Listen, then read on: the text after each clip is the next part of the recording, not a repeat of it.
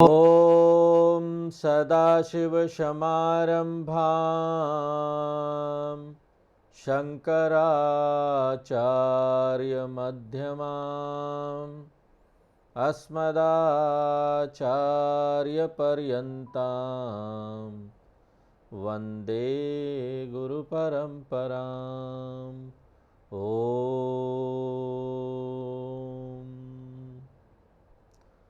तो कृष्ण भगवान हमको यहाँ पर बहुत सारी चीज़ों का लिस्ट दे रहे हैं और बोल रहे हैं कि ये सब मैं ही हूँ, ये सब मैं ईश्वर ही हूँ। तो बोलते गति ईश्वरः। गति यानी डेस्टिनेशन, गोल। एक मनुष्य का लक्ष्य क्या है? कर्म का फल प्राप्त करना। तो ये जो कर्म फल है वो मैं भी हूँ, मैं ही हूँ, भगवान बोलते हैं। कोई भी यहाँ पर अच्छा खराब कर्म फल आता है, अच्छी खराब परिस्थिति आती है, ऐसा अनुभव आता है, तो हमको सीखना चाहिए कि हम उसको कैसे स्वीकार कर लें। यहाँ पर अच्छे अनुभव और अच्छी चीज़ों को तो हम तुरंत स्वीकार कर लेते हैं, लेकिन कभी दुख का अनुभव आता है, कभी परिस्थिति अच्छी नहीं होती है, तो बहुत प्रतिरोध होता है हमारे अंदर कि हमारे साथ ही क्यों हुआ। यहाँ पर हम शरीर में कोई दर्द है तो उसको रोक नहीं सकते, वो तो रहेगा, पीड़ा प्राप्त होगा, लेकिन हम अपनी चिंता और दुख कि इसने किया, इसके कारण से मुझे हुआ, वो चिंता और दुख जो मन का है ना, उसको जरूर रोक सकते हैं। उसके बाद बोलते भगवान भरता भी मैं ही हूँ, यानी मैं पालन करता हूँ। मैं यहाँ पर कर्म फल भी देता हूँ, कर्म फल दाता हूँ, और यहाँ पर मैं कर्म फल भी हूँ बोलते हैं। तो देखिए यहाँ पर सृष्टि में कितनी सारी चीज़ें यहाँ पर हो रही है। इन सब चीज़ों को ध्यान में रखते हुए किसी को कर्म का फल देना वो भी बहुत बड़ी बात है। उसके लिए ज़रूरी है कि हमको पूरी सृष्टि का ज्ञान होना चाहिए, और भगवान के अलावा ये ज्ञान और किसी के पास नहीं हो सकता। तो इसलिए कर्म का फल भगवान ही दे सकते हैं। फिर बोलते हैं मैं प्रभु हूँ। प्रभु यानी जो स्वामी है, जो अपने काम को कर सकता है, उसमें इतनी सक्षमता है, इसलिए लोग बोलते हैं प्रभु है, स्वामी है। क्योंकि कर्म फल दाता बनने के लिए भगवान को सर्वज्ञ तो होना ही है कि उसको सब कुछ आता है, लेकिन उसके साथ साथ सर्वशक्तिमान भी होना पड़ेगा। तो भगवान बोलते मैं प्रभु हूं, अपना काम करने की क्षमता मेरे अंदर है, मेरे में शक्ति है, मैं सक्षम हूं कर्म का फल प्रदान करने के लिए। और यहां पर मैं साक्षी भी हूं। मैं यहाँ पर जब कर्म फल इतनी सारे दे रहा हूँ, यहाँ पर देखिए कितनी प्राकृतिक आपदाएं आती है। भगवान यहाँ पर अर्थक्वेक आ जाता है, भूकंप आ गया, कितने लोग मर गए। ये सब कर्म फल भगवान के हाथ से ही आ रहा है। लेकिन देखिए उसी परिस्थिति वही होती है। यहाँ पर प्राकृतिक आपदाएं आए, बाढ़ आ गया, भूकंप आ गया, लेकिन अलग अलग लोगों को उसमें अलग अलग अनुभव मिलता है। कई लोग उसको सह लेते, उनको ज़्यादा समस्या नहीं होती उसी सिचुएशन में, उसी परिस्थिति में, लेकिन कई लोग उसको सह नहीं पाते। उसकी भी परिस्थिति, दोनों की परिस्थिति एक तरीके से है, लेकिन कई लोग इसको सह नहीं पाते। तो ये अपने पुण्य और पाप कर्म के कर्म जो है उसके अनुसार उनको ये फल मिलता है। तो भगवान बोलते हैं चैतन्य दृष्टि से, स्वरूप दृष्टि से मैं साक्षी हूँ, मैं निवास भी हूँ, यानी यहाँ सब मेरे में आकर बस जाते हैं। मैं सबका निवास हूँ। पूरी जो सृष्टि है ना वो मेरे अंदर है, मेरे अंदर बैठी हुई है पूरी सृष्टि। उसके बाद भगवान बोलते शरणम भी हूँ। सब लोग मेरे अंदर आकर शरणागति लेते हैं, क्योंकि यहाँ पर देखिए लोकल जो लोग हैं, आपके अपने मित्र संबंधी, उनमें इतनी क्षमता नहीं होती। कभी आप समस्या आती है सब तरफ से दरवाज़ा बंद, समस्या आ गई है और कोई भी नहीं है हमारी सहायता करने के लिए, हम किसके पास जाएं? लाचार हो गए हैं, जिसे भी मदद मांगो कोई मदद नहीं कर पा रहा है, या तो कर नहीं रहा है या कर नहीं पा रहा है। ऐसे समय में एक ही शरणागति है, भगवान बोलते मैं हूं शरणम। मैंने ध्रुव को बचाया, प्रहलाद को बचाया, मैंने द्रौपदी को भी बचाया। जब समस्या आई तो द्रौपदी ने भगवान को पुकारा, भगवान ने साड़ी दे दी उसको, जाओ तुम्हारा इज्जत का कुछ नहीं होगा। गजेंद्र मोक्ष, भगवान ने उसको मगरमच्छ से छुड़ा दिया, उसने भगवान को पुकारा। तो भगवान सबकी रक्षा करते हैं, तुरंत भी रक्षा करते हैं कि तुरंत कोई समस्या आई भगवान को पुकारो तो रक्षा करेंगे, क्योंकि वो शरणम है, लाचारों का शरणागति स्थल है वो। और स्थायी रूप से भी आपको छुड़ा देते हैं, ज्ञान देकर, अपना ज्ञान देकर स्थायी रूप से भी यहां पर मुक्ति प्राप्त करा देंगे। तो यहां पर संसार रूपी मगरमच्छ अगर हमको पकड़े हुए है तो उससे अगर छूटना है तो मैं भगवान को शरणागति कर देता हूं। भगवान अपना सुदर्शन चक्र छोड़ेंगे, ज्ञान रूपी सुदर्शन चक्र, अहम ब्रह्मास्मि, मैं ही वो ब्रह्म हूं, और इस ज्ञान के साथ ही हमको यहां पर मुक्ति प्राप्त हो जाती है। और भगवान बोलते हैं मैं सुहृत भी हूं। इसका क्या अर्थ हुआ? देखिए, मित्र और सुहृत, इसमें बहुत सूक्ष्म अंतर है। हमने 6ठे अध्याय में देखा था 9वें श्लोक में, सुहर्ण मित्रारुदासीन मध्यस्त्वदेश बंधुषु साधुष्वपि च पापेषु समबुद्धिर्विशिष्यते। 2 शब्द देखे थे 6वें श्लोक में, 6वें अध्याय के 9वें श्लोक में, सुहृत और मित्र। क्या अंतर है? देखिए, हम किसी को जब जानते हैं ना, हमारे सगे संबंधी हो, मित्र हो, उसकी हम सहायता करते हैं, हम पहले से जान पहचान थी, हम उसकी सहायता करते हैं। क्यों करते हैं? हम करते हैं कि कल को वो भी हमारी सहायता करेगा। आज हम उसकी सहायता करेंगे, कल वो हमारी करेगा, अपेक्षा होती है। ये जब हम अपेक्षा के साथ सहायता करते हैं ना कि हमको भी कल वो सहायता करेगा, तो इसको बोलते हैं मित्र। ऐसा व्यक्ति मित्र होगा। और सुहृत कौन है? सुहृत वह है जो किसी की भी सहायता कर देता है। रास्ता में कोई अनजान व्यक्ति जा रहा है, उसे कोई जान पहचान नहीं है, कल उससे कोई सहायता मिलने वाला नहीं है उस व्यक्ति को। अगर हम आज उसकी सहायता कर भी देते तो वो व्यक्ति कल कहां होगा, परसों कहां होगा, हमको क्या पता।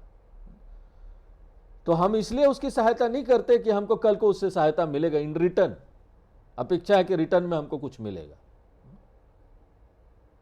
हम इसलिए उसकी सहायता करते हैं क्योंकि वो सहायता करने लायक है, उसको सहायता चाहिए। उस समय वो समस्या में है, तो हम बस देखते हैं, बस यही समस्या में है, हमको सहायता करना चाहिए, तो हम कर देते हैं। ऐसे व्यक्ति को बोलते हैं सुहृत। तो भगवान ऐसे सुहृत हैं। आप भगवान को कुछ दीजिए ना दीजिए, भगवान आपकी सहायता जरूर करेंगे। और भगवान यहां पर वापसी में कुछ नहीं चाहते हैं। हम तो यहां पर क्या करते हैं कि किसी की सहायता करेंगे, हमको भी कोई सहायता मिलना चाहिए, अपेक्षा करके करेंगे। लेकिन भगवान को नहीं चाहिए कुछ, भगवान आपको फ्री में सहायता करेंगे, और हम तो तैयार है फ्री में कोई भी चीज लेने के लिए।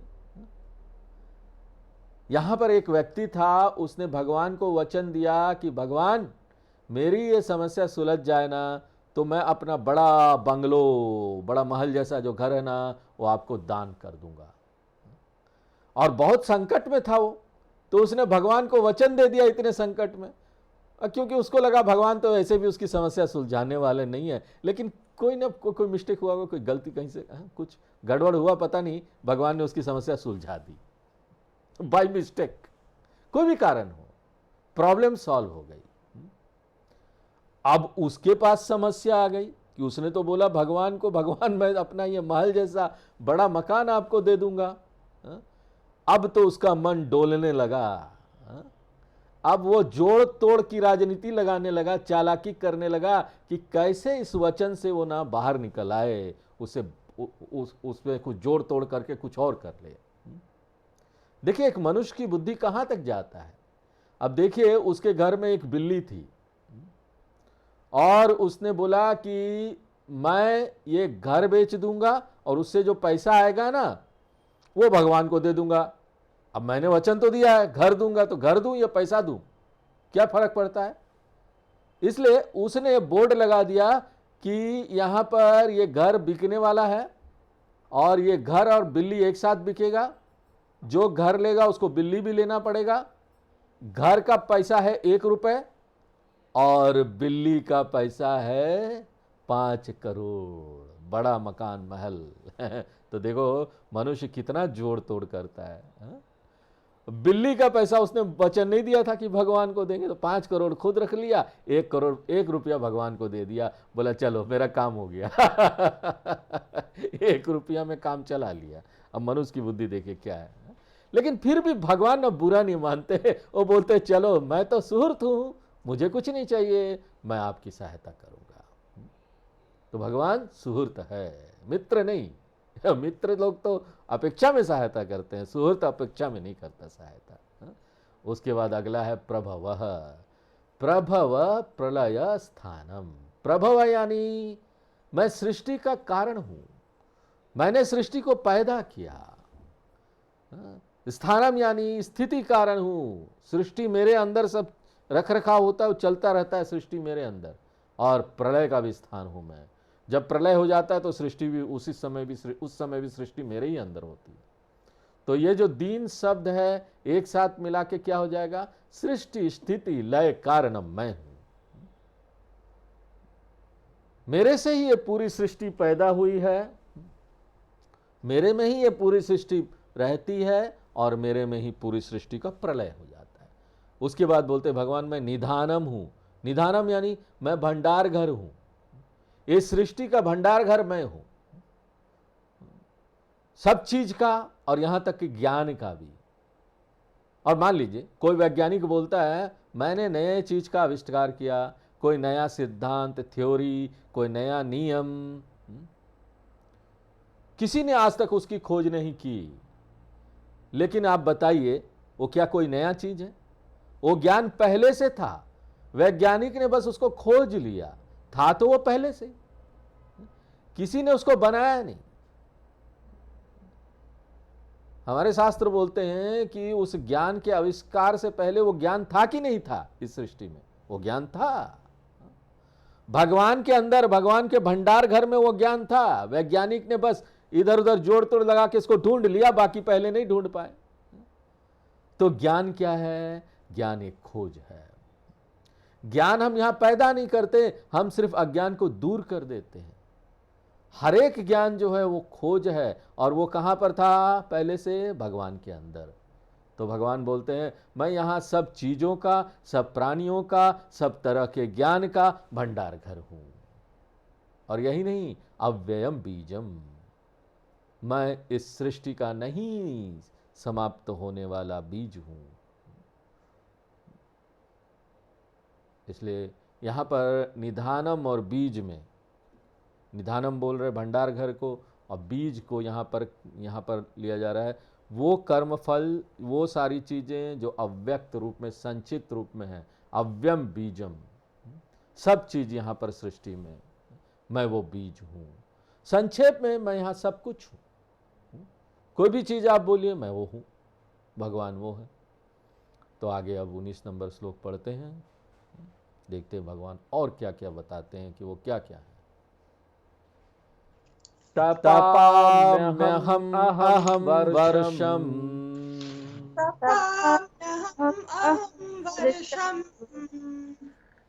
निगृह्णाम् उत्सृजामि च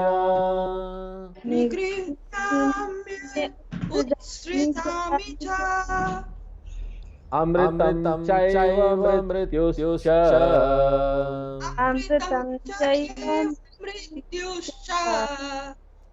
तदसच्चाहमर्जुन।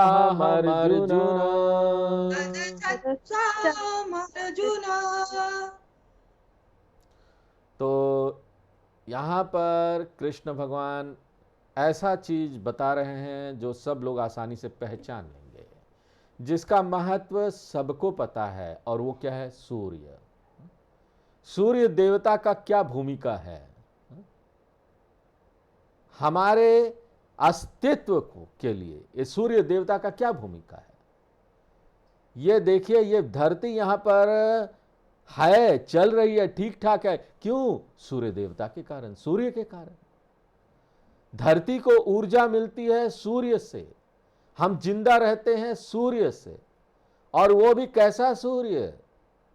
ऐसा सूर्य जो ठीक ठीक दूरी पर है। अगर थोड़ा सामने आ जाए ना तो हम जल जाएंगे, और थोड़ा दूर चले जाए ना, थोड़ा सा खिसक के दूर चले जाए तो हम बर्फ बन जाएंगे। तो मौसम के रूप में, अलग अलग रूप में सूर्य हमारे लिए बहुत महत्वपूर्ण है। अभी देखिए, कितने दिनों से यहां ठीक से सूर्य देवता निकल नहीं रहे हैं, कड़ाके की ठंड पड़ रही है। लोग आग जलाए हुए हैं, यहां पर ब्लोअर रखे हुए हैं, अब किसी किसी तरीके से मैनेज कर रहे हैं। तो यहां पर सूर्य देवता बहुत महत्वपूर्ण है। वो ईश्वर की प्रत्यक्ष अभिव्यक्ति है। यहां पर प्रत्यक्ष देव, अगर सामने कोई देवता को देख रहा है ना, जिसको आप रोज देख रहे हैं, तो सूर्य भगवान है। जब हम लोग संध्या वंदन करते हैं तो सुबह और दोपहर में, तो यहां पर हम क्या बोलते हैं? मित्रस्य चर्षणी धृत श्रवो देवस्य सानसिम सत्यम चित्र स्रवस्तमम मित्रो जनान यातयति प्रजानन मित्रो दाधार पृथ्वी मुतद्याम। तो यहां पर सूर्य देवता की महानता का गुणगान करते हैं इस मंत्र में। रोज संध्या वंदन में हम ये करते हैं। और यहां पर दोपहर में क्या बोलते हैं? आसक्तेन रजसा वर्तमानो निवेश अन्नम अमृतम मर्त्यम च हिरण्ययेन सचिता रथेन देवो याति भुवना विपश्यन। बहुत सुंदर मंत्र है ये सब। अब हम लोग अपनी ये संस्कृति, संध्या वंदन मंत्र सब किसी ने हमको सिखाया नहीं, अब पीढ़ी दर पीढ़ी ये सब हम भूल गए हैं। लेकिन है तो हमारी संस्कृति में बनाई गई। और जब सूर्य शाम को डूबता है तो वरुण मंत्र है। तो हम यहां क्या बोलना चाहते हैं कि सूर्य देवता जो है ना, वो भगवान का प्रतिनिधि है। यहां जितना आप सोचेंगे, भीतर जाएंगे और सूर्य भगवान की भूमिका क्या है यहां पर देखेंगे। देखिए, अगर आपको यहां पर नहीं खत्म होने वाली कोई ऊर्जा चाहिए ना, आपको सौर ऊर्जा की तरफ जाना पड़ेगा। यहां पर बाकी जो भी चीज अभी तक मनुष्य ने बनाया, आविष्कार किया, वो सब समस्या में है, वो खत्म हो रहे हैं। सोचने पर हम लोग मजबूर हो गए कि ऊर्जा कहां से आएगा? सीधे सीधे सूर्य से, या फिर सूर्य की ऊर्जा को किसी प्रक्रिया में डालकर हम उसी प्रकार का ऊर्जा यहां पर बना रहे हैं। जितना आप सूर्य के बारे में सोचेंगे ना, आपका हाथ नमस्कार के लिए उठ जाएगा, नीचे से भी, ऊपर से भी, चारों तरफ से आपको नमस्कार है भगवान, आपके कारण तो हम जिंदा हैं। तो कृष्ण भगवान बोलते हैं, सूर्य है ना, वो मैं हूं। कुछ भी चीज आप यहां पर छू दीजिए, बोलते हैं मैं यहां पर तपामी, अहम तपामी सूर्य रूपे ना, सूर्य के रूप में मैं यहां सब चीज को तपा देता हूं। देखिए, आपको किसी कमरे को गर्म करना है तो या तो आप बिजली का उपयोग करेंगे, ब्लोअर लगाएंगे, या फिर गैस का उपयोग करेंगे। पानी बॉईल करना है, देखिए कितना गैस लगता है। और आजकल गैस सिलेंडर का प्राइस भी कितना ज्यादा हो गया पैसा। और कल्पना कीजिए यहां पर सूर्य देवता कितना ऊर्जा दे रहे हैं, और वो भी कैसे दे रहे हैं? फ्री ऑफ कॉस्ट, कोई पैसा नहीं ले रहे हैं।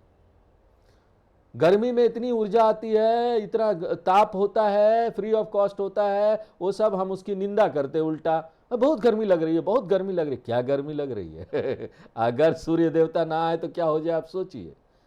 हम अभी मूल्य नहीं जानते हैं सूर्य देवता का।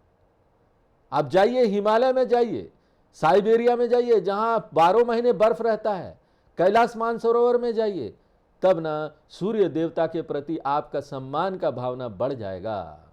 क्योंकि जिस क्षण सूर्य डूब जाता है यहां पर तापमान अचानक नीचे आ जाएगा, माइनस इतना डिग्री। तो यहां पर भगवान बोलते हैं मैं पूरी सृष्टि को ताप देकर उसको ऊर्जा देता हूं। और यही नहीं, मैं यहां पर और भी बहुत सारी चीजें करता हूं। सिर्फ पृथ्वी को ही ऊर्जा नहीं देता हूं, मैं यहां पर समुद्र को भी तपा देता हूं। वहां से जो पानी है उसको तपा कर उसका भाप बना देता हूं। और सोचिए, अगर समुद्र के पानी को, इतने पानी को भाप बनाना है तो आपको कितना गैस सिलेंडर चाहिए होगा? हाँ? अब पता नहीं, इतना सारा गैस सिलेंडर अब हमको नहीं मालूम कितना चाहिए होगा, लेकिन आप सोच लीजिए कितना चाहिए होगा। पूरा समुद्र को तपाना है, भाप बनाना है। तो घर में एक हंडी में पानी गर्म करते गैस कितना जाता है? पता चला एक महीना भी नहीं चला, 20 दिन में खत्म हो गया गैस। और यहां पर सूर्य देवता पूरे समुद्र को भाप बना देते हैं और उसमें से टन्स ऑफ टन्स शुद्ध पानी, वो भी उसमें खारा पानी नहीं होता है, शुद्ध पानी फेंकते हैं फिर वापस, फ्री ऑफ कॉस्ट। भी उसका कोई पैसा नहीं ले रहे हैं। सोख लेते हैं उसको, फिर ऊपर ले जाते हैं, भाप बनता है, फिर जमीन के पास ले जाके उसको बरसा देते हैं। वो भी जब सोखते हैं तो वो खारा पानी होता है जिसमें नमक मिला है, लेकिन जब देते हैं तो पानी शुद्ध हो जाता है। अगर समुद्र का जो पानी है वो भाप बनकर आए और बारिश जो हो खारा पानी हो तो हमारे क्या काम का? बेकार। वृथा वृष्टि समुद्रेषु वृथा तृप्तेषु भोजनम। क्या देखिए, जो खाना खा लिया है, पेट भरा हुआ है, उसको खाना देके क्या फायदा? इस तरीके से अगर यहां पर वर्षा भी समुद्र के अंदर होगा तो क्या फायदा? पानी तो वहां है, पानी का पेट, समुद्र का पेट तो पहले से भरा हुआ, वहां पर बारिश होगा तो क्या होगा? क्या फायदा? तो यहां पर सूर्य ही नहीं, भगवान को यहां पर पानी को भाप बनाना पड़ता है और उसको फिर ट्रांसपोर्ट करना पड़ता है। कहां? जमीन में। जमीन में पानी आए, वर्षा आए। अगर ये नहीं होगा तो क्या होगा?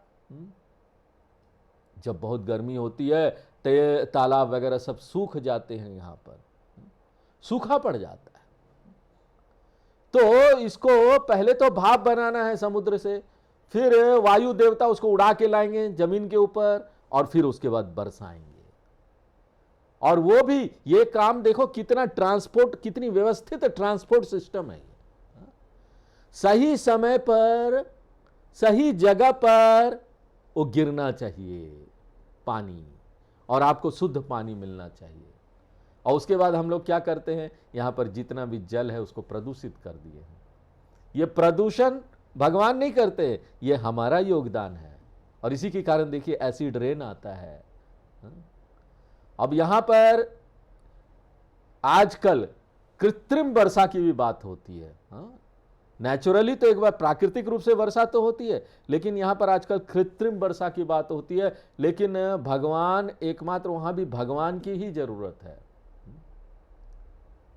ऊपर जाकर हेलीकॉप्टर से या फिर यहां पर प्लेन से वो छोड़ते हैं, कई केमिकल्स होता है।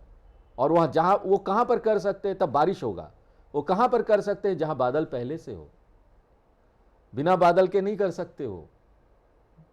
भगवान बोलते हैं कि यहां ये सारी चीजें हो रहा है, मौसम सही समय पर आ रही है, इसको हल्के में ना मत लीजिए।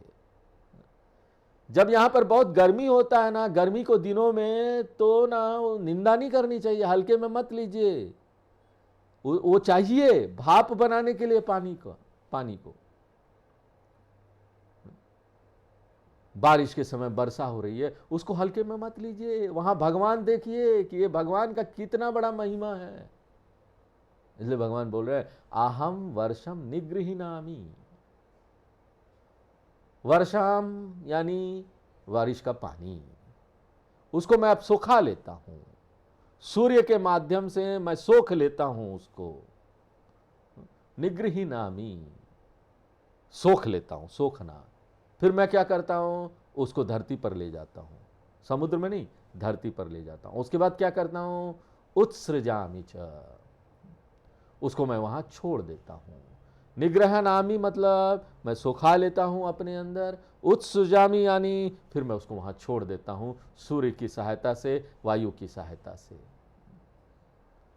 और एकमात्र इसी कारण से बारिश होता है, यहाँ पर सब कुछ होता है, मौसम चल रहा है, सब कुछ, सब सब मैं वो ताप हूं।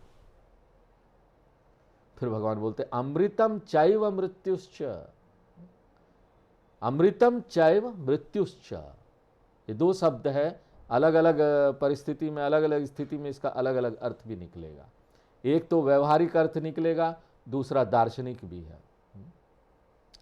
व्यवहारिक क्या अर्थ है, मैं यहां पर जिंदा रहने का, जीवन का, यहां पर मैं जीवन का आधार हूं, क्योंकि वर्षा के माध्यम से मैं बारिश देता हूं, वर्षा होता है, तभी जाकर यहां पर पेड़ पौधे उगते हैं, उससे हमको खाना मिलता है, और इस खाने से ही हम जिंदा रहते हैं ना।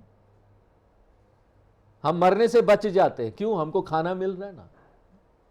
इसलिए मैं कारण हूं अमृत का, अमृतम कारण हूं मैं, जिंदा रहने का कारण हूं मैं।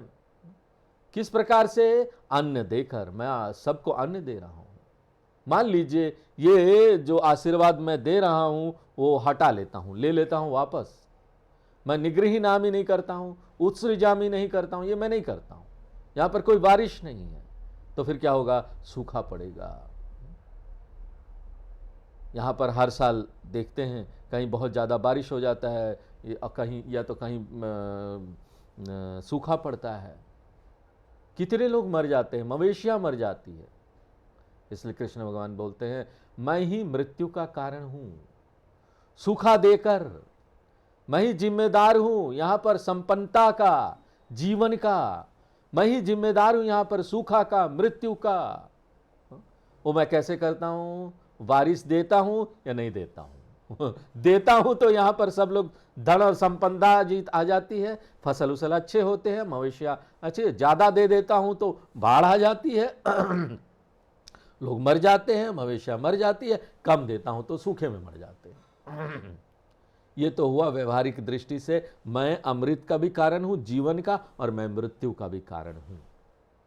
और दूसरा इसका अर्थ होगा एक दार्शनिक दृष्टि से, मैं नश्वरता और अमरता दोनों का कारण हूं, दार्शनिक दृष्टि से बोल। यहां पर भगवान बोल रहे हैं कि मैं ज्ञान देता हूं, और ज्ञान देकर यहां पर मुक्ति प्रदान कर देता हूं। तो यहां पर अमरता का मैं कारण हूं। जब यहां पर मैं कोई आशीर्वाद नहीं देता हूं लोगों को तो उनमें अज्ञान होता है,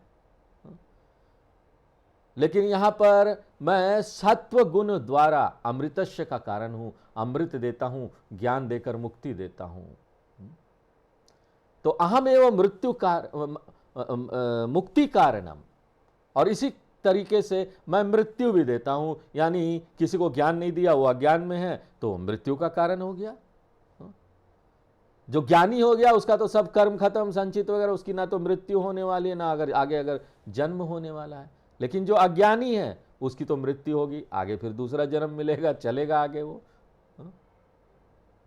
तो मैं अमृत और मृत्यु दोनों का कारण हूं। फिर भगवान बोलते हैं सद असद अहम एव, ये जो सद और असद है इसका बहुत सारा अर्थ है, हम यहां पर एक आसान अर्थ लेंगे इस संदर्भ में। सत्य यानी यहां पर जो व्यक्त सृष्टि है, जो ठोस सृष्टि है, जो दिखाई देती है, जो प्रपंच यहां पर दिखाई दे रहा है, व्यक्त पर प्रपंच है। असत यानी जो अव्यक्त है, दिखाई नहीं दे रहा है, अमूर्त प्रपंच है। एक मूर्त प्रपंच है, दिखाई दे रहा है, एक अमूर्त प्रपंच है। उदाहरण के लिए ये हमारा शरीर है ना, यहां पर व्यक्त है, दिखाई दे रहा है, लेकिन अंदर का जो सूक्ष्म शरीर है, मन बुद्धि वगैरह, वो तो दिखाई नहीं देता ना, वो अव्यक्त है। तो अठोस और ठोस इस सृष्टि में जो है ना, वो मैं हूं। तो फिर आगे भगवान क्या बोलते हैं देखते हैं, 20 नंबर श्लोक हम पढ़ते हैं। त्रैविद्या माम त्रैविद्यामाम सोम पापूत सोमपापूत पापाः पापाः त्रैविद्या माम सोम पापूत पापा यज्ञैरिष्ट्वा यज्ञैरिष्ट्वा स्वर्गतिं स्वर्गतिं प्रार्थयन्ते प्रार्थयन्ते यज्ञैष्ट्वा स्वर्गगतिं प्रार्थयन्ते ते ते पुण्यमासाद्य पुण्यमासाद्य सुरेन्द्रलोकम् सुरेन्द्रलोकम् ते पुण्यमासाद्य सुरेन्द्रलोकम् अश्नन्ति अश्नन्ति दिव्यान् दिव्यान् दिवि दिवि देव देव भोगान् भोगान् अश्नन्ति दिव्यान् दिवि देव भोगान्। तो इससे पहले वाले श्लोक के साथ ही यानी 19वें श्लोक के साथ ये जो भक्ति वाला विषय चल रहा था, भक्ति मुक्ति के साधन के रूप में वो समाप्त हो गया। और आपको सावधानी पूर्वक यहाँ नोट करना चाहिए कि इसका क्या अर्थ है, भक्ति मोक्ष साधन के रूप में। यहाँ पर विवेक चूड़ामणि में एक श्लोक आता है, शंकराचार्य जी बोलते हैं, मोक्ष कारण साम्याम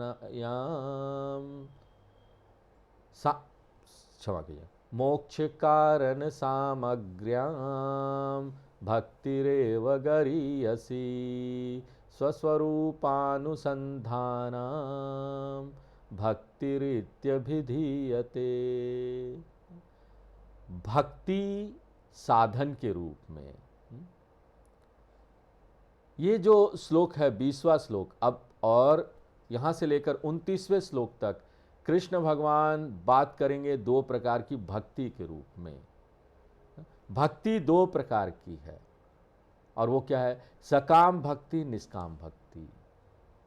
सकाम भक्ति से क्या अर्थ है, सकाम भक्ति यानी वो भक्ति जिसमें एक व्यक्ति भगवान से अर्थ और काम प्राप्त करना चाहता है, वो सकाम भक्ति है।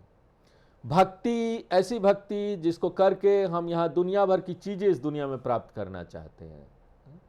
कृष्ण भगवान यहाँ आपको ये नहीं बोलेंगे कि तुम ये चुन लो या वो चुन लो, वो नहीं बताएंगे आपको आप ये चुन लो। वो तो यहाँ निष्पक्ष रूप से प्रस्तुत कर दे रहे हैं कि देखो ये दो तरह का भक्ति है, कौन सा भक्ति का उपयोग हमको करना है ये निर्णय हमारा होना चाहिए, हमको चुनना चाहिए। भगवान बोलते हैं हम तो यहाँ पर आपको देना चाहते हैं, हम आपको बता देंगे क्या साधन है, क्या उसका साध्य है, क्या आपको प्राप्त करना है। सकाम भक्ति आपको अर्थ देगा, अर्थ यानी ये पूरे दुनिया की चीज़ें जो हैं वो सुरक्षा, यहाँ पर भोग वगैरह देंगे। यहाँ पर भक्ति जो भोग पदार्थ प्राप्त करने के लिए हो उसको बोलते सकाम भक्ति। और अगर वो निष्काम भक्ति है, एक व्यक्ति निष्काम भक्ति चुनता है तो उसी भक्ति का उपयोग वो किस लिए करता है, वो बोलता है देखो मुझे यहाँ ना अर्थ और काम ये दुनिया भर की चीज़ें नहीं चाहिए, क्योंकि मैं समझ गया हूँ, मैं अपने अनुभव से इतने दिन इस दुनिया में जीकर समझ गया हूँ कि ये सारी बाहर की चीज़ें जो है ना वो हमको संतुष्टि नहीं देने वाली है। इसलिए मैं उसी भक्ति का उपयोग यहाँ पर कर्म या उपासना के लिए करने वाला हूँ, मोक्ष के लिए करने वाला हूँ। जो भी चीज़ मोक्ष से संबंधित हो उसके लिए करूँगा। तो ये सारी चीज़ें निष्काम भक्ति में आ जाएगी। एक निष्काम भक्त जो होता है उसको मोक्ष चाहिए या फिर मोक्ष से संबंधित जो चीज़ें वो चाहिए। मोक्ष से संबंधित चीज़ें क्या है, हमको पात्रता चाहिए, हमारे अंदर साधन चतुष्ट संपत्ति आना चाहिए। हम भगवान से प्रार्थना करते हैं, हे भगवान मेरे मन को पवित्र कर दो, मेरे मन को शुद्ध कर दो, मेरे अंदर वो सारे गुण ले आओ जो ज्ञान प्राप्त करने के लिए चाहिए। और अगर हमारे पास ये पात्रता आ गई ना तो हम फिर प्रार्थना करेंगे भगवान से, भगवान हमको अवसर दो ताकि हम शास्त्रों का अध्ययन कर सके, क्योंकि बिना शास्त्र विचार के हम कहाँ जाएंगे, कुछ नहीं मिलने वाला हमको, क्योंकि वही मार्गदर्शन करेगा ना। हम यहाँ शास्त्र को पढ़ेंगे तभी तो समझ में आएगा हमारी जीवन की दिशा क्या होनी चाहिए, हमको क्या करना है आगे। इसलिए भगवान मुझे वो अवसर दो ताकि मैं शास्त्र का विचार कर सकूं। यह भी निष्काम भक्ति है। तो अब मेरे हाथ में शास्त्र आ गया, लेकिन क्या है, मेरे पास गुरु नहीं है।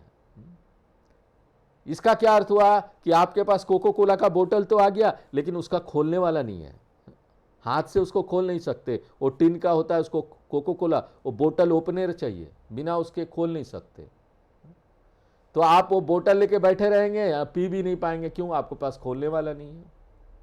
उसी तरीके से यहां पर शास्त्र तो आपको मिल गया, कोको कोला का बोतल मिल गया, लेकिन उसको खोलने वाला गुरु ही है।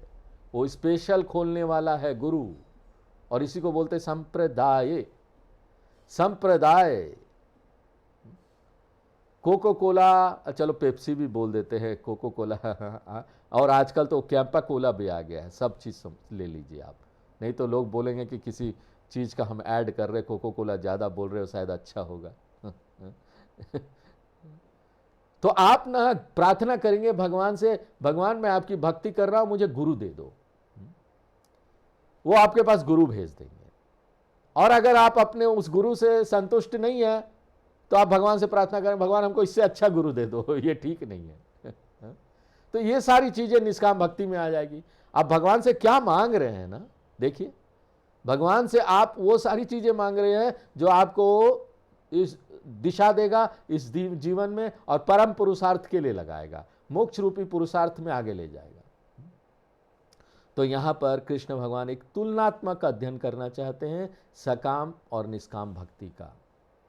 एक भक्ति शुरू होती है सकाम भक्ति से, तो श्लोक नंबर 20 और 21 में वो यही बताने वाले हैं, और शुरू करते हैं वो सकाम भक्ति से। क्यों? ज्यादातर लोग ना सकाम भक्त हैं। यहां पर पूरी दुनिया को कुछ ना कुछ चाहिए भगवान के अलावा, और यहां पर शास्त्र के अलावा बाकी सारी चीजें चाहिए। आप कैसे ये अंतर बता पाएंगे? कोई विशेष रंग है, शरीर का कोई अलग रंग होगा या कुछ और चीज होगा? सकाम भक्ति क्या सफेद होता है या पीला होता है? कैसे आप बोल पाएंगे कि कौन सकाम भक्त है?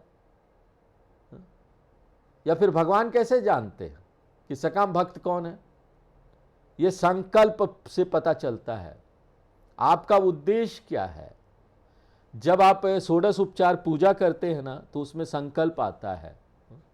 कोई भी धार्मिक कर्मकांड करते हैं तो उसमें संकल्प आता है। उसमें आप एक मंत्र बोलते हैं, ममोपात समस्त दुरितक्षय द्वारा, और अगर आपको कुछ चाहिए तो वो बोल देंगे हमको ये चाहिए, इसके लिए हम कर रहे हैं। लेकिन अगर आप निष्काम कर रहे हैं तो क्या बोलेंगे? श्री परमेश्वर प्रीत्यर्थम, भगवान की प्रीति के लिए हम ये पूजा कर रहे हैं। नहीं तो क्या बोलेंगे? धनम, धन चाहिए, धान्यम, पशुम, बहुपुत्र लाभम, 60 संवत्सरम।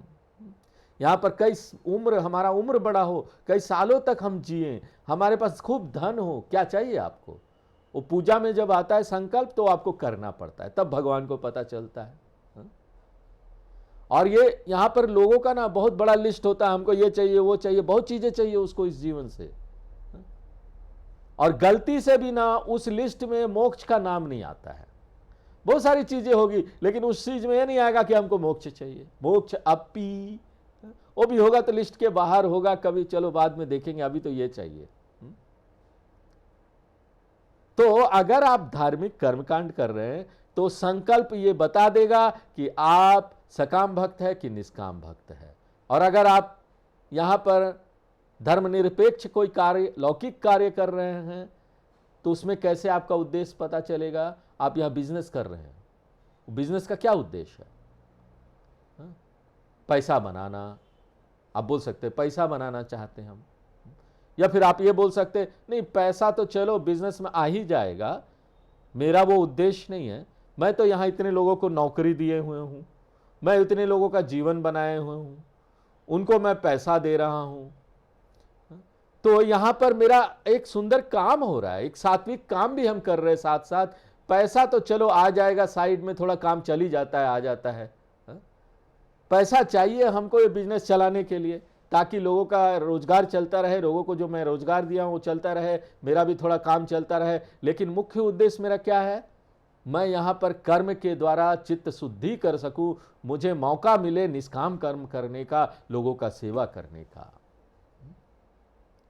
अगर वो मुख्य वहां पर पैसा है तो वो सकाम भक्ति है। नहीं नहीं, मुझे तो और पैसा कमाना है, एक बिजनेस से दूसरे बिजनेस से तीसरे बिजनेस, पैसा ही पैसा। और कितना ज़्यादा पैसा जमा हो रहा है, लोगों को सैलरी कम देनी है, देना ही नहीं है, बोनस मांगो तो मिठाई पकड़ा देनी है, ये लो मिठाई, ये बोनस है। हाँ? तो ज़्यादातर लोग यहां पर दिलचस्पी रखते हैं भोग में, और हमारे शास्त्र बोलते हैं यहां पर सब भोग का सबसे उच्च रूप क्या है? हाँ? भोग अगर प्राप्त करना है, सबसे उच्च रूप क्या है? स्वर्ग है। हाँ? स्वर्ग में जाएंगे। पुराने समय में लोग यज्ञ हवन करते थे, क्यों? स्वर्ग में जाना है। और आजकल का स्वर्ग क्या है? अमेरिका जाना है। किसी तरीके से जोड़ तोड़ करके अमेरिका चले जाएंगे, वहां नौकरी मिल जाए, बाहर जाए चले जाए, वहां बस जाए। और अगर कोई महिला प्रेग्नेंट है ना, तो निश्चित करते हैं ना कि वो जो बच्चा है ना अमेरिका में जन्म ले, बच्चे का डिलीवरी वहां पर हो। और यहां पर तो बोलते हैं कि कई लोग जो है ना भारत के जो बाहर रहते हैं इस देश से, वो तो बोलने में भी शर्माते हैं कि वो भारत के हैं। लेकिन आज मोदी जी के आने के बाद, यहाँ जब से 2014 से वो आए हैं, तब से ना लोग अब शर्माना थोड़ा थोड़ा छोड़े हैं, कम हुआ है। वो शान से बोलते हैं बाहर की देखो हम भारतीय हैं, लेकिन ज़्यादातर लोग लेकिन शर्माते हैं, हम भारतीय हैं, वो बोलेंगे नहीं। हाँ? तो कृष्ण भगवान बोलते हैं वो लोग स्वर्ग में जाएंगे। वो भी क्या है? सकाम है, वहां भी वो मजा लेने के जाना चाहते हैं ना स्वर्ग में। तो भगवान आगे बताएंगे कि ऐसे लोग जो स्वर्ग में जाएंगे ना, उनको वापस भी आना पड़ेगा। जब पुण्य रूपी पैसा खत्म हो जाएगा ना, वापस आना पड़ेगा, वापस फिर वही नरक में घूम फिर के। तो स्वर्ग भी कोई ऐसी जगह नहीं है जो ना अस्थाई है, हमेशा वहीं रहेंगे। तो आज हम लोग यहीं पर विराम देते हैं, आगे जो इसका विस्तार है अगले क्लास में देखेंगे। पूर्णमदः पूर्णमिदं पूर्णात् पूर्णमुदच्यते पूर्णस्य पूर्णमादाय पूर्णमेवावशिष्यते। ओम शांति शांति शांति।